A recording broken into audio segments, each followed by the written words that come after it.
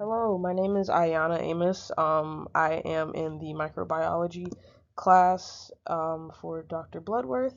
I am presenting this phenomena I discovered while researching through the FSCJ database regarding fecal transplantation, and we will be reviewing a peer-reviewed article called "The Artificial Stool Transplantation: The Process Towards a Safer and More Effective and Acceptable Alternative."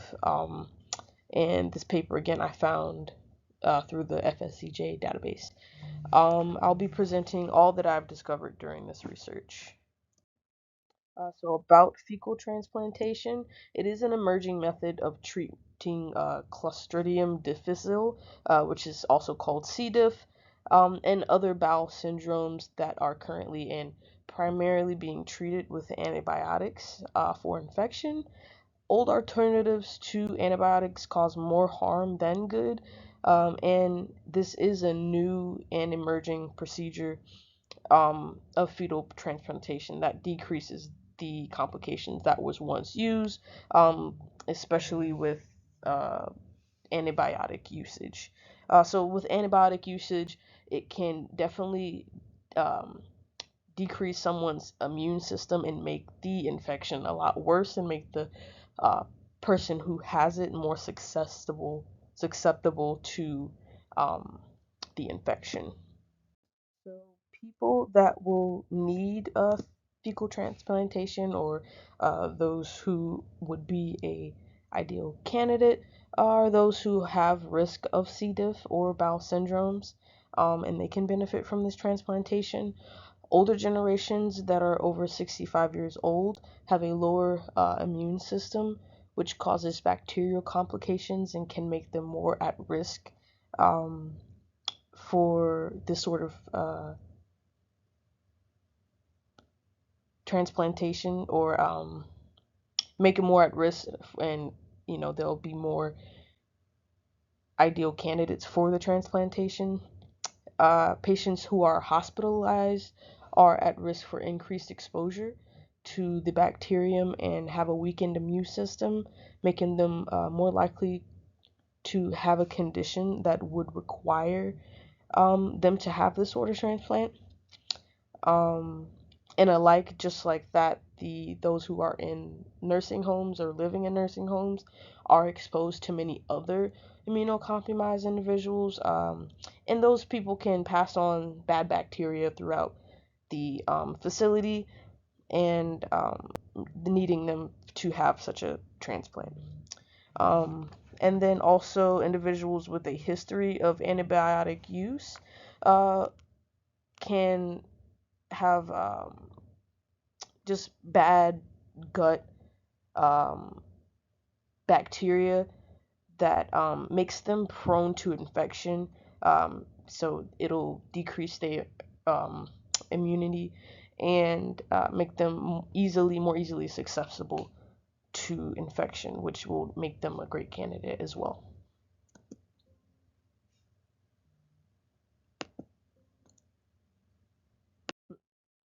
So some methods of fecal transplantation procedure.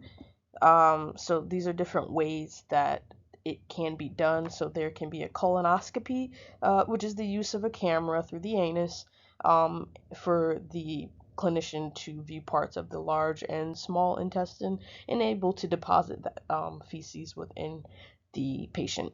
Also, the patient can have an endoscopy, which is the opposite side. So it will be a camera through the esophagus, so for viewing of the clinician to see parts of the large and small intestine as well.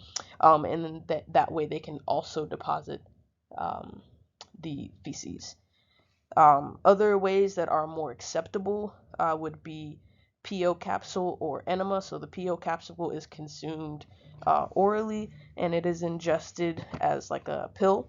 And an enema is just a capsule or pill as well that is inserted anally and deposited the feces into that patient.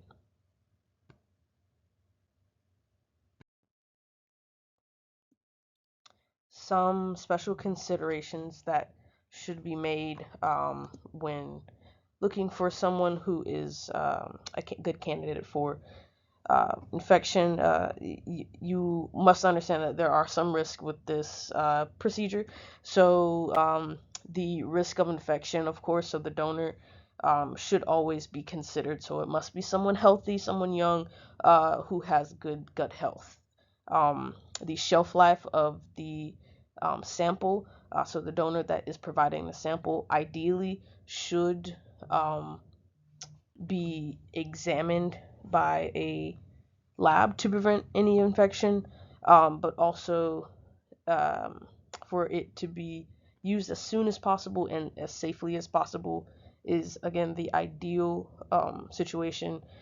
The longer it is preserved, the longer that it is waited to be deposited into the patient, the more risk for infection it is. So it's not like antibiotics that can have a longer shelf life. Lab testing is also uh, conducted to make sure that the sample is primed and is ready to be used and does not have any complications for the acceptor, the patient, um, especially if the sample is not from a young, healthy applicant. It being not properly lab tested can cause additional complications and issues for the patient. And again, the bacteria that is donated can be unknown, so it is possible for that patient to reject the sample. Fecal transplantation procedure. So the procedure of fecal transplantation involves a series of use of antibiotics um, 2 days prior to the procedure as a pre-operational expectation. Uh, I would imagine that clinicians stop the patient from eating as well, so they would put them on a liquid diet or something of the sorts sometime before the procedure initiates as well.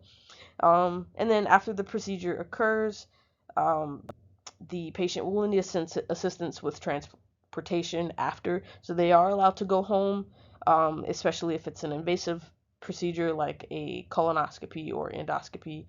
And the patient will also be prescribed anti-diarrheal medications to make sure everything that is deposited into their gut is staying in their gut.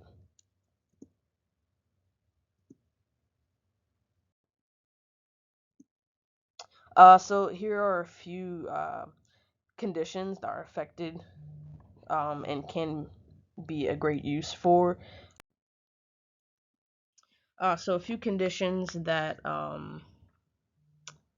I saw in my research that is affected um, and can be um, a good candidate or can cause a patient to become a good candidate for transplantation are on this slide C. diff, IBD, and UC.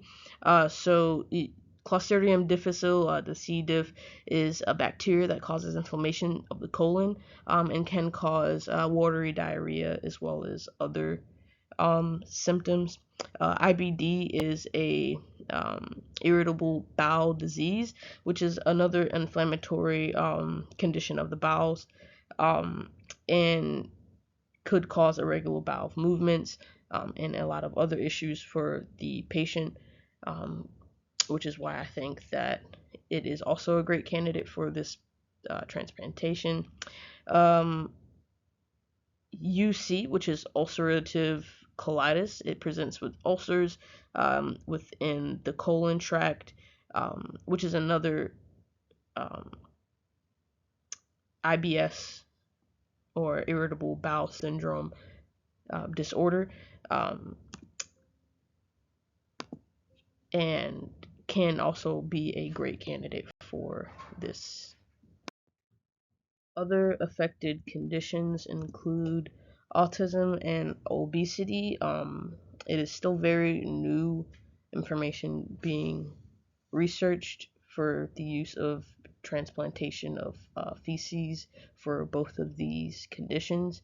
Autism or ASD um, can alter a child's behavior by altering the microbia that is suspected to be linked to the behavior um, within the gut or the bowels. This is still very new information and hasn't been fully tested. I couldn't even find as much research as I wanted to on this phenomena. As well as obesity. Obesity is a chronic disease that I think, especially in the United States, can be very positively impacted by fecal transplantation. The transplant can assist in weight loss, just as like a gastric bypass or something of similar um, effects for someone with obesity. Um, and I think that even other conditions can be affected in the transplantation of the feces in someone's bowel that aren't even discovered yet. Um, I'm amazed that these two are even considered, and it was some very new information to learn. So, so thank you for listening to my presentation on irritable bowel syndromes and bacterial conditions such as C. diff. This is again my project for my microbiology class for Dr. Bloodworth.